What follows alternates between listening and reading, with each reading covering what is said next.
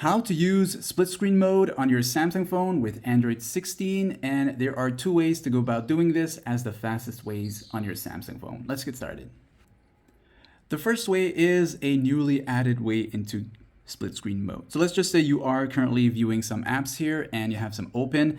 You will go ahead and hold down on that app icon toggle found above every app here. Once you hold it down like this here, you'll notice that there is a drop here to open, okay? And sometimes if this doesn't show up, you can just pull it up a little bit to the top for this to show up. Once you release it, it's gonna appear like this here now, and you can choose to select one of the recent apps that you already have open, or perhaps choose another app that you want to get into, okay? Maybe for example, you want calculator on, and then you are now good to go. Before I show you the other way, by tapping in the middle bar here, you have the option to swap the top from the bottom, and you can also adjust the size of each split screen here that you're currently viewing, okay? Now to exit that out, you can just simply swipe down and bring one back into the full screen mode. And of course, the other way is simply you can, again, go into the Recents view mode, tap here, you'll see split screen. Tapping on that, that'll take you that same process once again, and choose your app and you are good to go. You can also get this within the Edge panels. If you have this feature enabled, you can bring the app out